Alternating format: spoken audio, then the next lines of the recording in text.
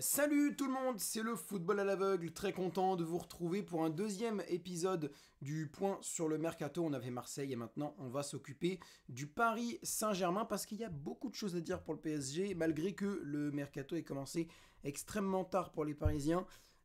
Très honnêtement, je pense que c'est une théorie que moi j'ai et que j'ai l'impression que je suis la seule à avoir à peu près, mais j'ai l'impression que Paris n'a décidé de se lancer sur le mercato qu'à partir du moment où ils ont repris l'entraînement. Et ça fait 2 ans que ça se passe comme ça.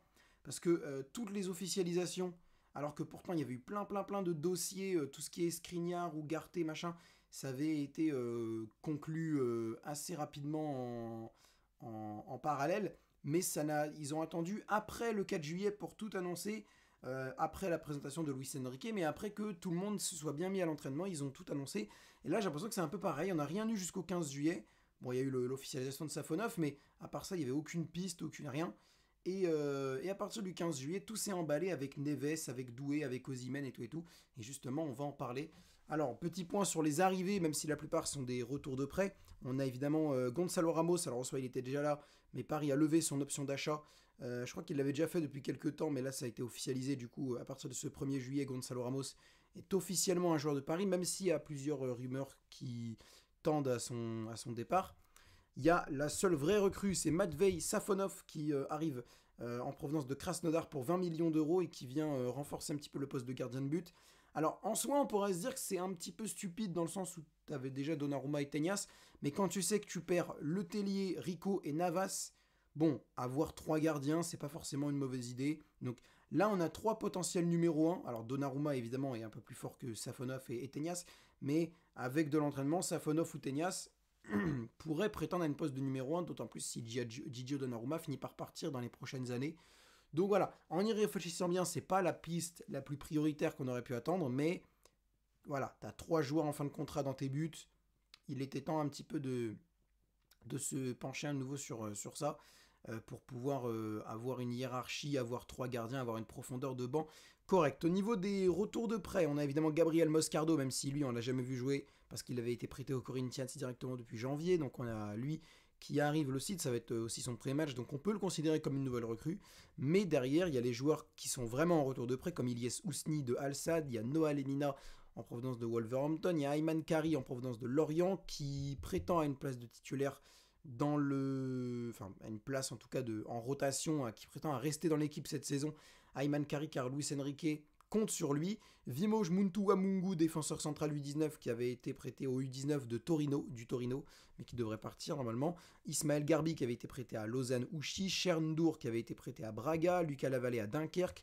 Xavi Simons, ça évidemment c'est un dossier épineux aussi pour Paris, qui avait été prêté à Leipzig et qui visiblement d'après les rumeurs ne veut pas revenir au PSG, souhaiterait être reprêté voire vendu. Donc il y a des discussions avec le Bayern Munich, avec Leipzig, avec Manchester United aussi, notamment. Peut-être un peu aussi avec le Barça, mais plus avec le Bayern, Leipzig et United. Colin Dagba qui était prêté à Auxerre, Renato Sanchez au Benfica, non, Renato Sanchez à l'AS Rome et Juan Bernat, lui par contre, au Benfica Lisbonne. Voilà pour les différents prêts. Alors il n'y a peut-être pas tout, mais je crois qu'il y a tout. Il me semble qu'il y a tout, mais il est possible que j'en oublie un, mais il me semble pas. Donc normalement on a tout le monde. Alors parmi ces joueurs qui vont arriver de près, la plupart très clairement ne sont pas vraiment dans les plans de Luis Enrique. Moscardo, je pense que oui. Ousni est placé dans le loft. Lemina est placé dans le loft. Kari, donc on en a parlé. Muntu Amungu est placé dans le loft. Garbi est placé dans le loft. Ndour, non. Lavallée, il me semble pas. Mais je suis pas sûr. Simons, du coup, on en a parlé, il veut être vendu. Dagba était placé dans le loft. Sanchez partirait visiblement en prêt du côté du Benfica. C'est pour ça d'ailleurs que j'ai ripé. En échange de Joao Neves. Enfin, apparemment, c'est un dossier qui n'a aucun rapport avec le dossier Neves. Apparemment, ça n'a rien à voir avec le dossier Neves. C'est pas un espèce d'échange ni rien. C'est vraiment, ça n'a absolument rien à voir avec le dossier Neves. C'est en parallèle complètement. Donc voilà, il y a aussi Juan Bernat qui a été placé dans l'offre. Donc on a du Ousni, du Dagba, du Lemina, du Garbi, du Bernat, ouais, on a du monde. Muntu Amungu, Mouquet, et à Louis Mouquet aussi. Qui n'a jamais eu sa chance mais qui est quand même placé dans le loft. Moi personnellement je suis pas trop fan de ce loft. Il y a certains trucs intéressants dedans comme Dagba, Bernat, je suis d'accord parce que bon ils ont fait leur temps, malheureusement ils n'ont pas réussi à percer.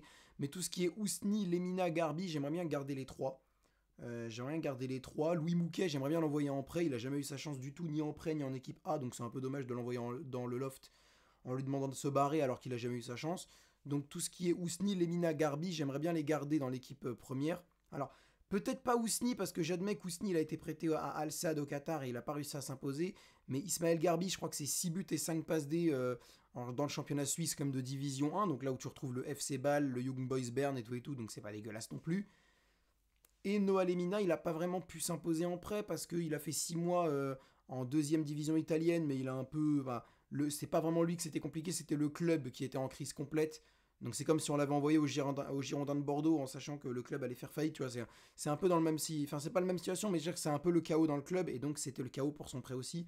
Et après il a été envoyé à Wolverhampton avec son frère Mario Lemina. Il a rejoint son frère Mario Lemina et il jouait pas mal dans la réserve et je crois qu'il a fait quelques bonnes stats. J'ai pas tout vu, mais ça va. Donc Lemina, au moins Garbi et Lemina, je serais pour les garder. Ousni, à la limite, tu peux le renvoyer en U19, je sais pas quel âge il a, si c'est encore possible de l'envoyer en U19 ou je sais pas. Oui, de le vendre si vraiment, mais Garbi, au moins Garbi et Lemina, j'aimerais bien les garder. Ismaël Garbi, j'aimerais bien même le garder dans l'équipe première. Même pas le reprêter. Ismaël Garbi, j'aimerais bien le garder. Noah Lemina, le reprêter, oui, parce qu'il a fait 6 mois bizarres. Donc, ok, mais Ismaël Garbi, j'aimerais bien carrément le garder dans l'équipe première. Pour le reste, ok. Au niveau des départs, il y en a quand même un petit peu moins, même si on en compte quand même 8, je crois, avec pas mal de fins de contrat. Alors, Ethan Mbappé, qui est parti libre du côté de Lille. Hugo Ekitike, bon ça on sait depuis janvier, mais ça a été officialisé au 1er juillet, qui est parti pour 16,5 millions d'euros à Francfort, ça c'est officiel, terminé, on n'en parle plus. Édouard Michu, qui est officiellement parti libre de Paris, je savais même pas qu'il était encore... Bah, je pense que ça devait être un prêt avec option d'achat, ou un prêt avec option d'achat obligatoire, mais vu que son contrat expirait, je sais pas trop, je l'ai même pas vu dans la liste des prêts, mais bon ok, Michu est parti du coup. Kylian Mbappé, ça évidemment, du coup, parti libre au Real Madrid, ça tout le monde a entendu parler de ça. Donc Kylian Mbappé est parti. Et on en parlait au niveau des gardiens. Sergio Rico, Keylor Navas, Alexandre Letellier, tous les trois partis libres. Et en plus, Levin Kurzawa, le latéral gauche. Voilà pour tout ça. Alors, on va pouvoir maintenant se concentrer sur les différents postes. Et on va regarder un peu toutes les pistes proposées. Qu'est-ce que je prendrais moi de mon côté? Au niveau des buts, on en a parlé. Donnarumma, Tenias, Safonov. Pour moi, il n'y a pas besoin de toucher à ça. T'as Lucas Lavallée ou potentiellement Louis Bouquet ou potentiellement Gabriel Goury qui pourrait...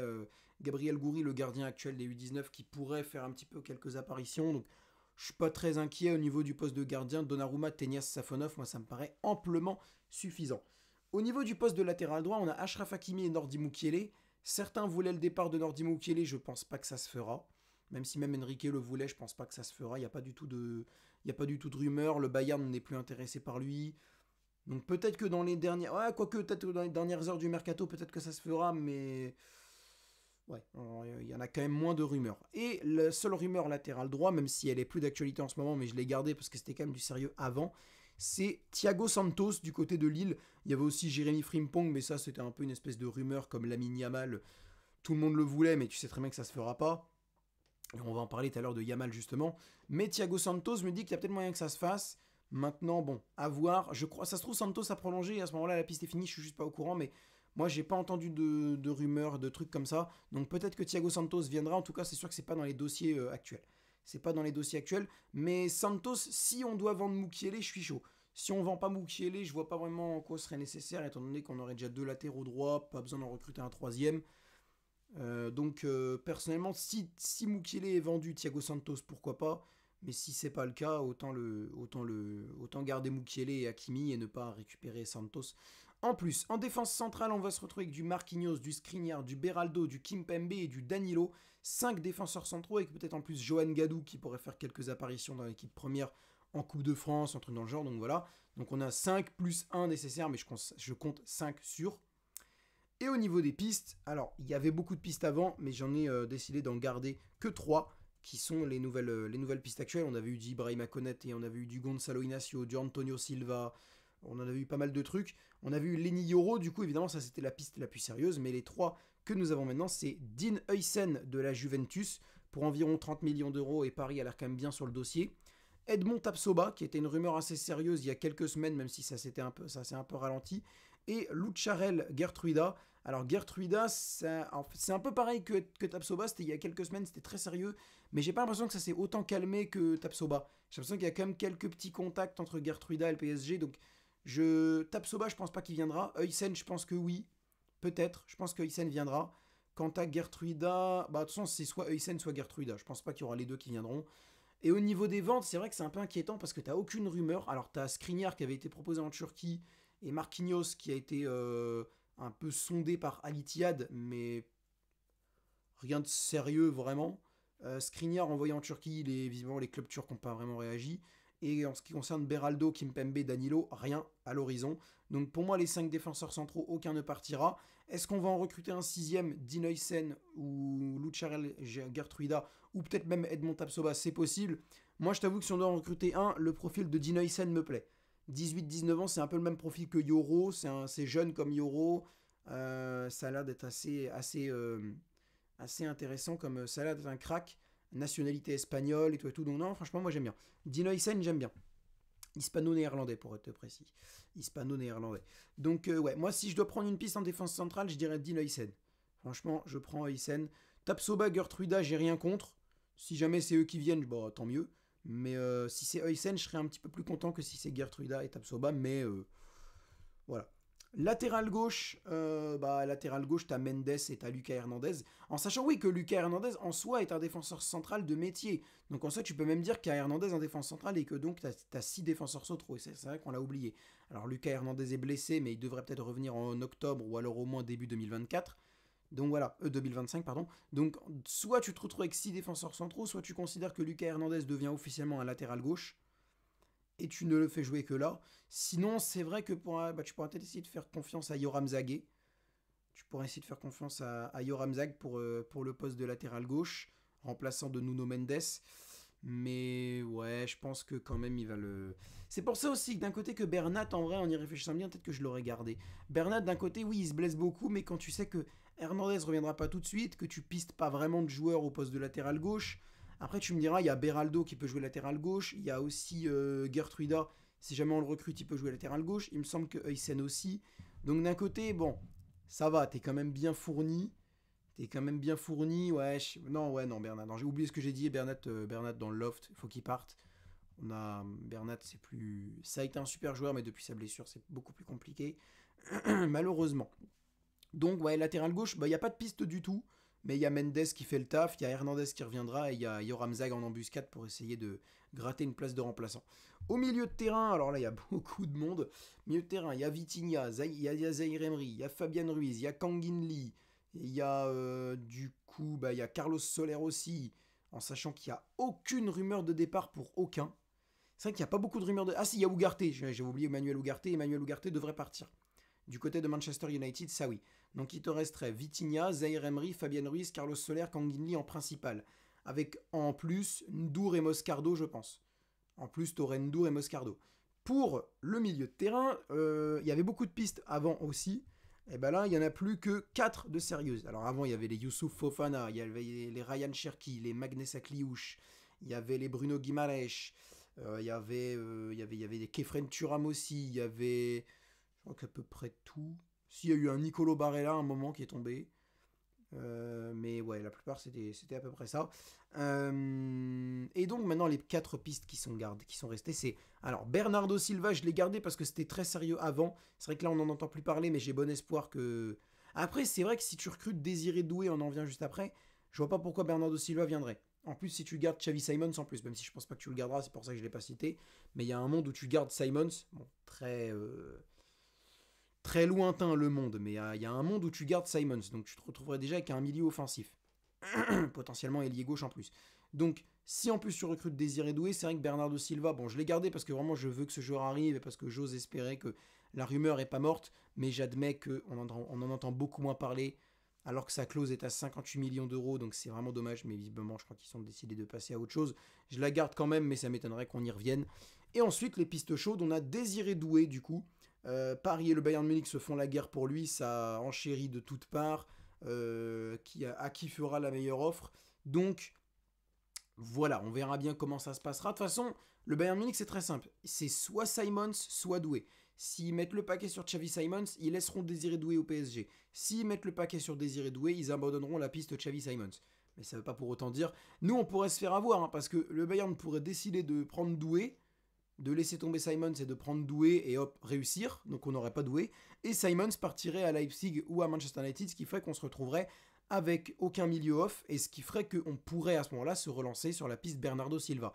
Et ça, je pense que ce serait possible. Dans ce scénario-là où Doué part au Bayern et où Simons part à United ou au RBL, à ce moment-là, peut-être que Bernardo Silva, ça reviendrait sur la table. Mais pour le moment, c'est soit Doué, soit Simons pour Paris. Enfin, plutôt pour le Bayern, mais pour Paris, c'est soit Doué, soit Doué. Alors, il y a aussi la piste Bruno Fernandes, c'est vrai que j'ai oublié de l'ajouter. Là aussi, la piste Bruno Fernandes qui est apparue depuis hier, depuis quelques temps là. Pourquoi pas, la piste Bruno Fernandes, ça peut être une idée. Milieu offensif assez expérimenté. Portugais lui aussi, comme Bernardo Silva. Donc, assez d'expérience. En plus, on fait beaucoup notre mercato à United parce qu'on va en parler aussi derrière. Il y a aussi Jadon Sancho. Donc, on fait pas mal notre mercato à United et United fait pas mal son mercato ici. Donc entre les dossiers Ugarte, Simons, Fernandes, Sancho, c'est vrai qu'il y a beaucoup de transactions entre le PSG et Manchester United, donc c'est assez amusant. Donc Ugarte, ça devrait se faire. Fernandes, c'est qu'une... pour moi, c'est à stade d'une rumeur. Hein. Ça n'est qu'au stade de la rumeur. Comparé à Sancho, il y a déjà apparemment un accord personnel et tout, donc voilà. Mais pour Fernandes, ce n'est qu'au stade de la rumeur, donc voilà, à voir. Mais c'est vrai qu'au niveau des milieux de terrain, il y a pas mal de trucs. Il y a Bernardo Silva, Bruno Fernandes, Désiré Doué. Et donc, les deux milieux défensifs, Joao Neves et Joshua Kimmich. Alors, Joao Neves, ça a l'air d'être presque fait. Il y a un accord de trouver, que ce soit avec le joueur et presque avec le club. Donc, je pense que d'ici la fin de la semaine, Joao Neves sera à Paris. Je pense que c'est la piste la plus chaude du mercato du PSG pour le moment. Il y a aussi Désiré Doué, mais je pense que c'est plus Joao Neves quand même qui a la cote du côté de Paris. Milieu défensif, portugais, 19-20 ans, jeune crack. Donc lui, je pense que ça devrait se faire. Et je suis très content de l'arrivée de Neves parce que pareil, je pense qu'il pourra vraiment s'intégrer. Il pourra vraiment s'intégrer au PSG. Donc j'ai hâte de voir ce qui va donner Joao Neves. Donc c'est cool. Et en ce qui concerne Joshua Kimmich, Kimmich, j'aimais bien l'idée. Dans le sens où il peut jouer milieu défensif. C'est un poste où on a besoin de joueurs. Mais il peut jouer aussi latéral droit. Et latéral droit, dans le cas où tu vends Mukiele mais que tu veux pas récupérer Santos, tu pourrais faire d'une pierre deux coups en récupérant Kimmich qui pourrait jouer milieu def et parfois latéral droit si jamais Vitinha veut prendre le rôle de milieu def ou si Neves veut prendre le rôle de milieu def.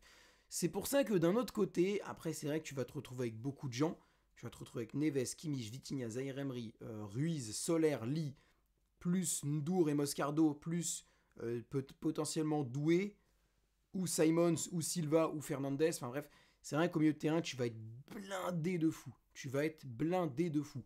Donc j'avoue que, bon après, et en plus, il n'y a pas vraiment de rumeur, quoi. Fabian Ruiz, vu l'euro qu'il a fait, je pense pas qu'on le vendra. Vitinha, Zaïre Emery, il faut même pas en parler. Carlos Soler, il n'y a pas de rumeur. Kangin Lee veut pas partir. Et personnellement, j'aimerais bien le garder aussi. Donc voilà, après, si on récapitule un peu tout ça, ça nous fait milieu défensif. Pour le moment, Vitinha, tout seul avec Moscardo, ouais, Simi, Moscardo, peut-être Moscardo remplaçant, Vitinha, Moscardo. À ce moment-là, peut-être que si on veut voir Vitinha évoluer plus haut, prendre un milieu défensif, mais seulement un, ça pourrait être une bonne idée. Et à ce moment-là, ce serait Neves. Milieu central, il y a Zaïre Emery, il y a Ruiz et il y a Ndour. On peut dire ça comme ça. Actuellement. Et Soler aussi, même si j'ose espérer que Soler lui va partir. Même si pareil, lui veut pas vraiment partir de Paris. Il est bien. Donc voilà, et potentiellement viendrait s'ajouter du coup Vitinha si jamais tu recrutes un milieu def, ce qui ferait monter Vitinha en milieu central. Et offensif, peut-être Vitinha carrément pour monter en milieu offensif, mais t'as déjà Kangin Lee et peut-être Désiré Doué, Xavi Simons, Bernardo Silva ou Bruno Fernandes. On verra bien. Voilà pour le poste du milieu de terrain, c'est assez compliqué le poste de milieu de terrain, c'est un peu inextricable, un peu comme situation. Moi ma piste préférée c'est Joao Neves. Et en termes de milieu offensif, j'avoue que j'aimerais avoir Doué et Silva. Si on peut récupérer Doué et Silva, j'avoue que ce serait pas mal. Après, ça ferait peut-être un petit peu trop de compète avec Kangin Lee, donc ouais, ce serait mieux soit Doué, soit Silva. J'avoue que ce serait peut-être mieux soit Doué, soit Silva. Franchement, j'adore Doué, mais au niveau de l'expérience, je me dis qu'on a quand même besoin de joueurs confirmés. Les jeunes cracks, on va déjà avoir Neves, peut-être Oysen. Franchement, j'aimerais bien avoir un joueur d'expérience, donc franchement, moi, Bernardo Silva... Franchement, dans le profil, au niveau du talent, peut-être que Désiré Doué est un peu meilleur que Bernardo Silva actuellement, étant donné que Silva a un peu perdu, comme il y en a qui le disent. Après, il y en a qui disent carrément que Silva, c'est plus celui d'avant. Oui, il faut pas non plus abuser, c'est pas non plus devenu une fraude Bernardo Silva, mais c'est vrai qu'il était un peu moins bon qu'avant, d'accord. Mais je pense qu'à Paris, il peut retrouver ce qui le caractérisait avant. Donc personnellement, si on me propose soit Doué, soit Silva, tu dois choisir absolument, je mettrai une pièce sur Bernardo Silva, d'autant plus vu la clause de 58 millions d'euros, qui est quand même largement acceptable pour un mec comme lui. Donc Bernardo Silva, ouais. Un milieu défensif, Neves Moscardo. Milieu central, Vitinha, Zaire Emery Ruiz avec Tête Ndour en prêt. Ou alors Cherndour dans l'équipe U19. Cherndour peut très bien aussi aller dans l'équipe U19. Donc milieu de terrain, Vitinha, Zaire Emery et Ruiz. Après, ou alors Vitinha en milieu. Ah, c'est compliqué de fou. C'est compliqué de fou parce que Vitinha aussi peut jouer milieu off. Ah, c'est super compliqué. C'est super compliqué. Et donc milieu offensif, Kangin Lee et Bernardo Silva et Carlos Soler, moi je le mettrais dans le loft. Franchement, Soler, je le mettrais dans le loft. Bref, au poste d'ailier droit maintenant. Au poste d'ailier droit, c'est pas très compliqué. On a Dembélé et on a Asensio. Alors Asensio, moi j'aurais bien aimé qu'il parte parce qu'il m'a pas forcément convaincu, mais c'est pas non plus une fraude, donc s'il reste, voilà, c'est pas grave non plus. Ça pourrait être bien s'il partait, mais c'est pas non plus violent. Ce qui fait qu'au poste d'ailier droit, Paris ne recherche pas non plus énormément. Il y a eu les pistes Julian Alvarez et donc Lamine Yamal, même si Lamine Yamal, je n'y crois pas du tout. Et Julian Alvarez, visiblement, devrait rester à City, donc je pense qu'on ne recrutera pas d'ailier droit. On recrutera peut-être un ailier gauche qu'est Jadon Sancho qui pourra jouer ailier droit de temps en temps, mais pas d'ailier droit principal, pur et dur, quoi. Au niveau du poste d'avant-centre, alors ça c'est compliqué parce que tu as Gonzalo Ramos et Randall Colomuani. C'est pas très compliqué, s'il y en a un qui arrive, il y en a un qui part. Peu importe qui c'est qui arrive, c'est-à-dire que soit Ramos, soit Colomuani partira. Il y en a qui veulent que ce soit Colomuani, il y en a qui veulent que ce soit Ramos. Je suis plutôt team départ de Randall Colomuani personnellement. Vous savez, mon amour pour Gonzalo Ramos. J'ai envie qu'il reste, j'ai envie qu'il prouve à tout le monde qu'il peut être un très bon joueur, peut-être pas un grand joueur à la Erling Haaland, mais un bon joueur, un très bon joueur et largement capable d'évoluer à Paris. Et au niveau des pistes que Paris a, il y a Victor Osimhen et il y a Victor Gyökeres. Alors vous savez que moi, mon choix se porte plus vers Victor Gyökeres. Pourquoi ? Parce que Osimhen ne m'a pas vraiment convaincu sur les derniers mois, que ce soit à la CAN ou en Ligue des Champions avec Naples contre le Barça. Il m'a pas vraiment convaincu. Et en plus, il est assez cher, ça tourne autour des 130 millions d'euros, alors que Gyökeres, bon, c'est peut-être que 30 millions de moins, mais c'est 100 millions et tu peux l'avoir. En plus, on a de bonnes relations avec les équipes portugaises d'habitude. Donc, Gyökeres qui pourrait rejoindre Paris, moi, ça m'intéresse franchement. Donc, si Gyökeres arrive, avoir un Gyökeres Ramos en avant-centre, ça m'intéresse beaucoup. Franchement, Victor Gyökeres, ça m'intéresse vraiment beaucoup de l'avoir en avant-centre avec Gonzalo Ramos. Et au poste d'ailier gauche, maintenant, nous avons Bradley Barcola tout seul. Et c'est pour ça que moi, quand tu sais que Xavi Simons ne viendra pas, que Kvaratskhelia, visiblement, c'est très cher et ne viendra sûrement pas, et que Raphaël Leao, ça a l'air compliqué également, et donc Jadon Sancho, moi je mettrais un truc à 3. Un truc à 3 avec Barcola, Sancho et Garbi. Barcola, Sancho, Garbi. Ce qui fait que tu fais tourner. Luis Enrique, c'est un spécialiste pour faire tourner. Donc, tu mets Jadon Sancho certaines fois. Tu peux le placer ailier droit pour profiter de mettre Barcola côté gauche. Tu as moyen de mettre Ismaël Garbi au milieu. Tu peux le mettre aussi ailier gauche. Tu peux le mettre même, je crois, ailier droit. Il y a moyen. Ismaël Garbi, il a sa place dans cette équipe. Et je pense qu'au poste d'ailier gauche, tu as vraiment moyen d'instaurer une énorme rotation. Avec peut-être même carrément dans un. Voilà. Kangin Lee, peut-être même Désiré Doué, qui pourrait jouer ailier gauche. Désiré Doué peut jouer ailier droit aussi, Kangin Lee aussi. C'est pas leur poste favori et j'aime pas trop quand ils jouent là, mais ça peut être bénéfique franchement de garder Ismaël Garbi et de l'entourer de Barcola et Sancho. Moi je milite pour ça. Je milite pour ça. Je suis ouvert au débat, attention. Je suis ouvert au débat pour tout d'ailleurs. Mais franchement, ouais, j'aimerais vraiment bien voir Barcola, Sancho, Garbi dans un rôle d'ailier gauche. Donc si je vais vous résumer mon effectif, bon, à part au milieu de terrain où c'est un peu compliqué, je dirais gardien Donnarumma, Safonov, Tenyas. Latéral droit, Hakimi, Mukiele dans l'idée quand même. Défense centrale, Marquinhos, Skriniar, Danilo, Kimpembe, Beraldo, Eysen. Latéral gauche, Mendes, Hernandez, Zag.